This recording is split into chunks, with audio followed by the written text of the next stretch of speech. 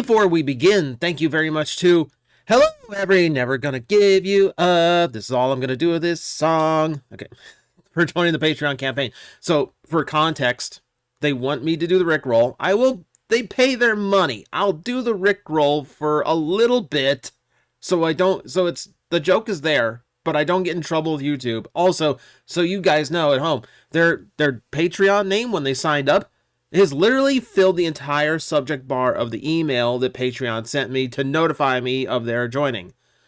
They put as much of that song in as they could fit. So thank you very much. I appreciate it. We have a lot going on. Let's get right into the news, shall we? So we're going to start the news the way we kind of start all of the news, and how we're probably going to be starting the news for a while together. This is going to be our weekly update on Missing Link Convoy. And not a whole lot this week. Takara is going to very slowly trickle out closer looks at everything to keep the hype going. But, you know, we get little bursts here. So there's a brand new image set to kind of show you like a whole rundown of the toy. Here is the cartoon accurate, showing off a little bit of the transformation, how the matrix works, articulation range. Yeah, there's a lot going on here. And then, of course, the trailer, which, acknowledge, it's the G1 trailer with a few little modifications here and there. But that is pretty much all we've got going on here. It's basically just a rundown of a lot of the things we've seen before. But the images are out there if you want a nice look at everything. For our current close-up, Takara has shared close-ups of some of the accessories that come with both versions of the toy. So we see the Energon axe on the left with much more translucent effect to it. Much more how like the toy versions of the Energon axe have looked. And then on the right, it's been recolored to be far more opaque and solid, so that matches the animation. All right, so it's nice that there's a distinction between the two. There's the laser rifle, which looks almost exactly identical. At best, the toy accurate one on the left might have a little bit more gloss to it than the one on the right. But that also just might be the way that they have the cameras, have the lights. I don't think it's any real difference. But then there's the Matrix of Leadership, which is very different. Where, of course, the one on the right for the anime edition does look very much like the one from the movie and the cartoon. The one on the left matches the original Matrix toy accessory that came with eventual reissues of G1 Convoy. I will admit, well, that is a really nice touch. That's the one thing that might irks me about getting the toy accurate. I think the toy accurate is where the real nostalgia is, to look and feel like the original toy, but be like super articulated. I feel like that's the proper experience with this toy. I really wish I had a full color Matrix. Oh well, someone will make it. There'll be ways to make it. But no, it's neat that they're giving this a little bit. Oh wait, by the way, I don't know if you realize this, but in the G1 toy canon, this is actually called the Matrix of Readership. It is like the one in the cartoon that gives you this vast amount of wisdom from millions of years of Autobot leaders. This one really inspires you to become more literate and up your reading comprehension. It's actually a really educational Matrix. But you know what?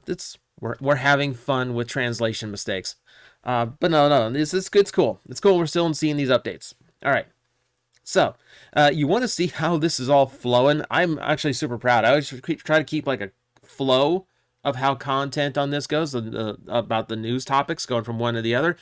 Check out how smooth we do this. So, while we're talking about Optimus Prime, we got to look at a new one from Takara, and this is going to be basically an example of what they're doing with Earthspark. In Japan, Earthspark is going to get the old school Takara treatment, where the colors are going to be more accurate to the show. There's going to be adjustments to the paint apps. There's going to be more paint apps. It's actually pretty cool to see. So yeah, Optimus here, this is like the gimmick spin around one. And you can even see just from things like the ghost emblems on the chest and the brighter face, they've actually gone the extra mile in trying to liven up the color schemes on these guys. Now, to really see it, you're going to have to do like Photoshop edits one-to-one, like look at the left, look at the right. But this, like, even here, like, you could see a lot of little touches and differences on the deluxe Optimus Prime. And this is going across the board. You know, we got Megatron and Bumblebee. They're doing all the deluxes, which is good. I'm like really looking forward to seeing some of those deluxes and get like a nicer color scheme. But even like the flip changers are getting premium decos. They're actually like going for it, which is really cool to see. So yeah, if you want a taste of like old school Takara when they were doing the paint better than Hasbro, it looks like you're actually going to get a chance with Earthspark. That's actually pretty encouraging and frustrating because now I'm going to have to sell my US toys to get these if they come out good enough. We will see upon release. But, you know, as long as we're talking about new Takara releases, we can go right into a leaked image for a Masterpiece Ratchet, which is potato quality, and I can't do anything about that. But it's a Masterpiece Ratchet based on how he looked in Dark of the Moon. So if you like that brighter green Ratchet from the later movie, you know, later movies, probably about the mid movies at this point, it looks like that might be on the way. And, you know, I like a bright green Transformer, so you never know. Well, I do know. I'm not getting it. But I know someone out there who will. But that is not the only repaint that Takara is up to. We got an in-hand shot of their brand new Scorponok from the Beast Wars Again line. I like that these are starting to get in hand. I just put down... I was putting these off for a while because I thought like my budget was going to be a lot tighter toward in the next few months.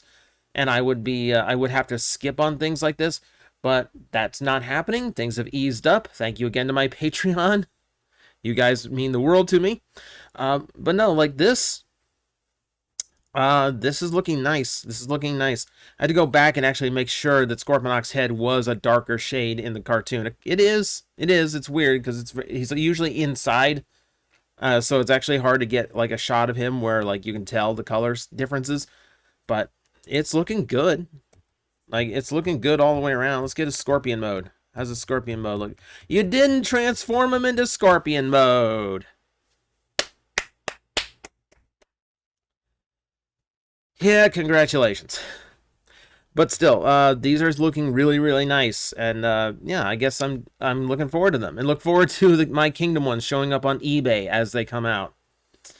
But, you know, as long as we're talking about the Beast Wars, and Beast Wars Again, we can roll right into the next topic because we have another leaked image, this one a little bit better, of what is presumably for now the final 2-pack that they will be releasing for Beast Wars Again, finishing off the Season 1 cast with Airazor and Inferno, and both of them looking really, really nice. So, I will admit on some of these, I kind of look at them and go, I can't really tell what's different.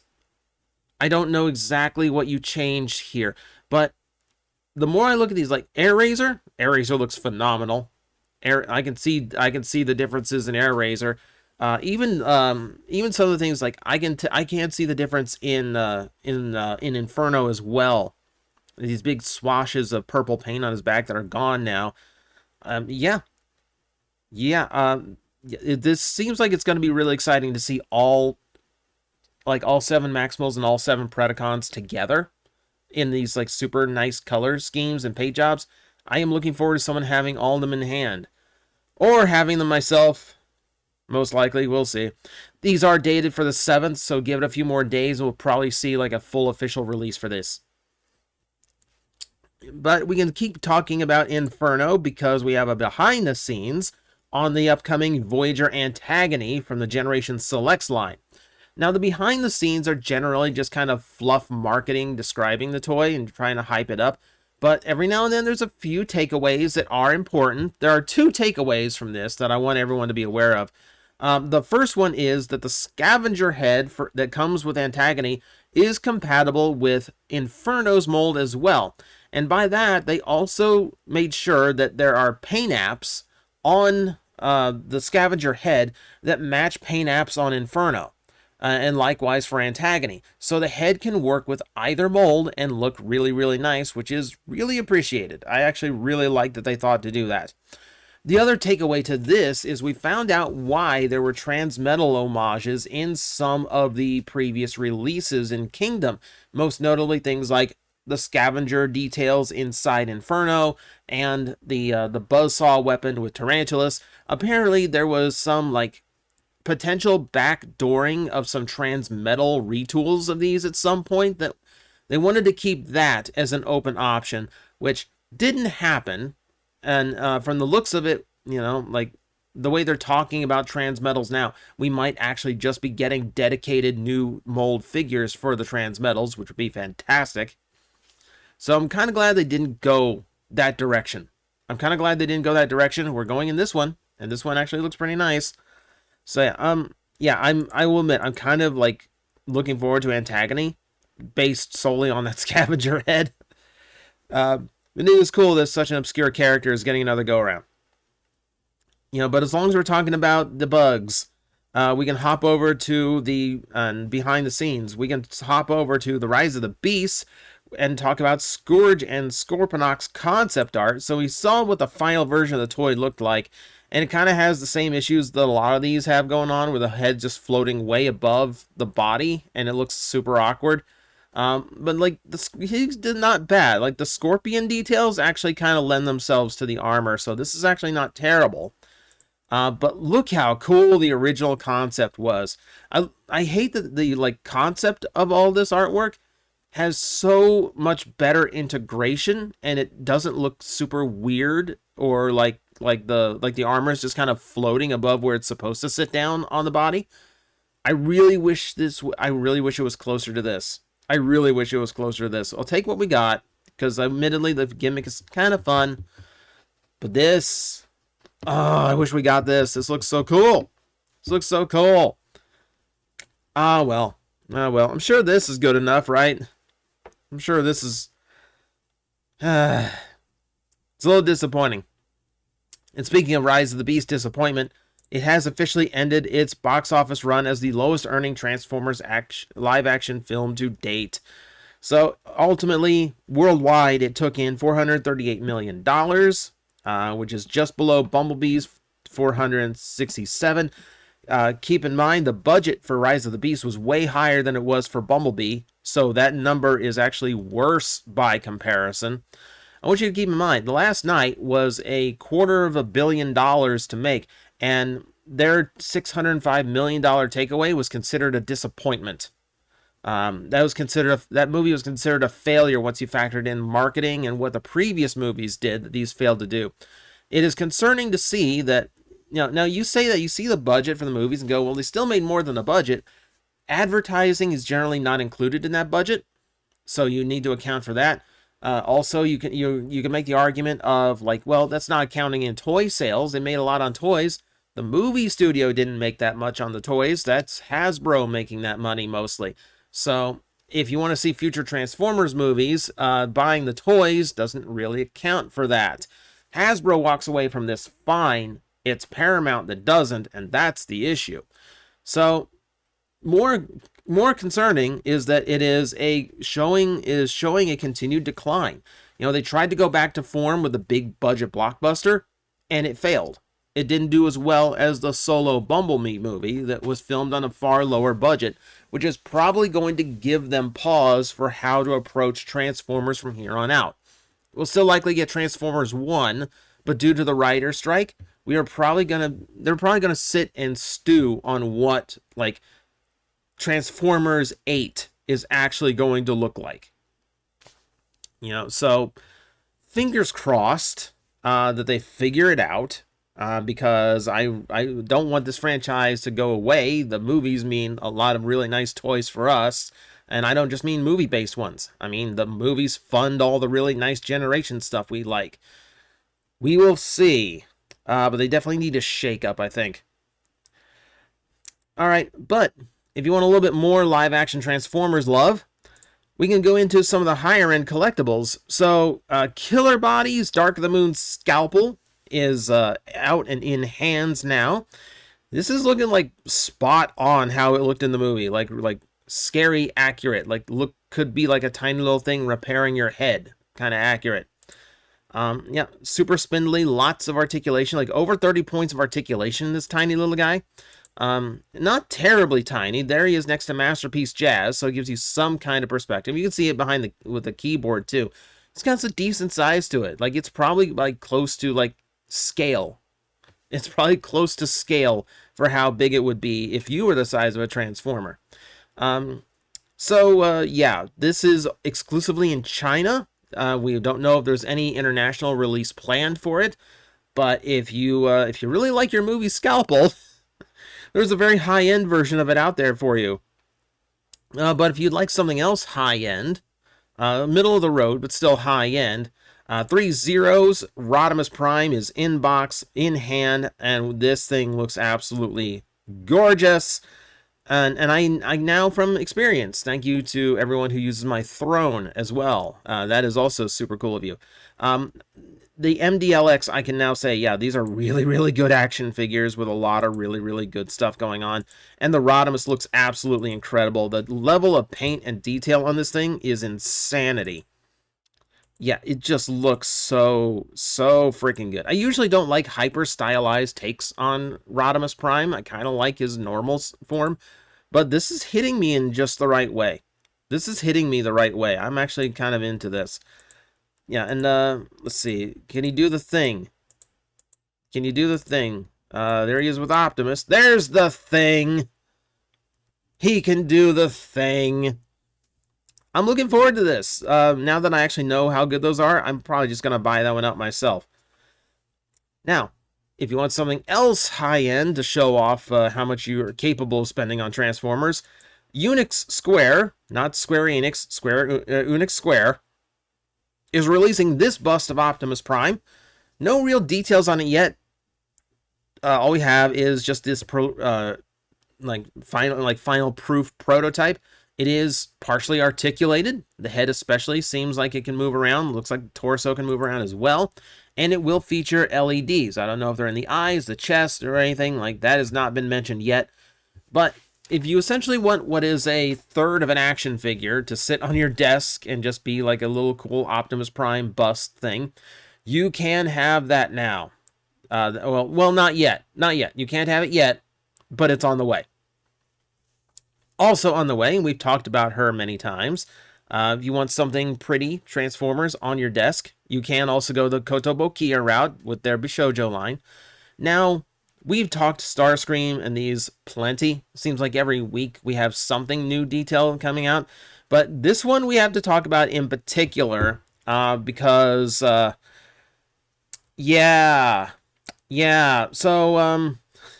they announced that the first run of these things is going to have an exclusive face if you buy it from the right spot.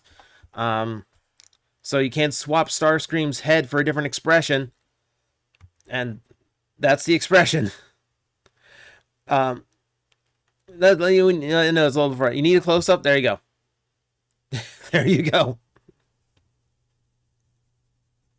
I feel like this is my expression right before someone in one of my D&D groups announced they're going to do something extremely dumb. I don't know what it's going for. I don't know what's going for. It's just a really awkward face. And trying to add, like, some kind of context to it with the Megatron statue is not helping. It's weird. It's just a really weird idea for an expression. But, you know what? Okay, fine. The last time they switched expressions was for a repaint. So I guess, hey, if you got an alternate head option, that's not bad. Okay, so we're entering the weird news of the week section of News Roundup, which means the flow ends here. I'm happy I kept it going this far. It's like chaining an air combo in Tekken. I will juggle you. I will juggle you for now, but eventually I have to let you hit the ground. So, James Roberts, which we love because, yeah, he's behind some of the best comic books we ever had. Don't at me.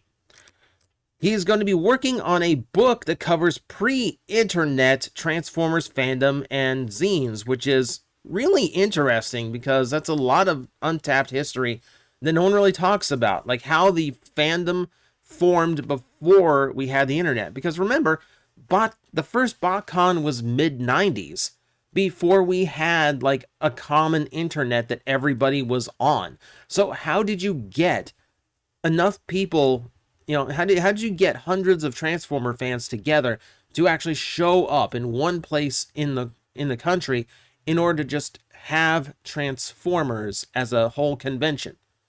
You know, so obviously it happened. There's something there. So yeah, I'm actually kind of curious about this. I like, you know, and admittedly, it's not something that it's not something that I actually ever looked into before. So this would be cool. He is currently researching and collaborating. So his email address is there. Well, an email address is there. If anyone contributed to a Transformer fanzine published in the 2000s, published in the 20th century. That's the correct phrasing for this. Yeah, he's made a contact available to help with the book. So just in case you're out there.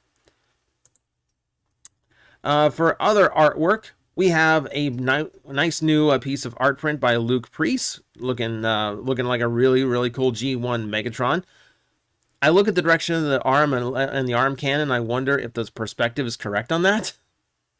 But we'll let it go because it looks super cool. And again, it's another piece of art that you can get. It's being sold at More Art.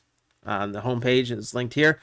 Yeah, it's $50 for a print of 120, $57 for a print of 75. So if that is the kind of thing, there's the limited one. There's the limited one. So if the rare art is your thing, it's available. And we're going to finish off with a little bit of fast food toy news, because if you go to a Sonic drive-thru in September, you can get these little Earthspark spoon characters.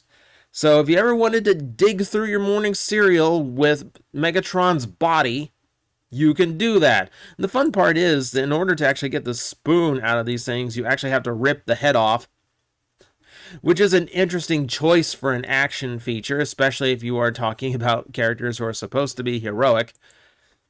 I don't know. It's actually weird to me that Transformers is such a huge brand, and like one of the biggest toy brands ever.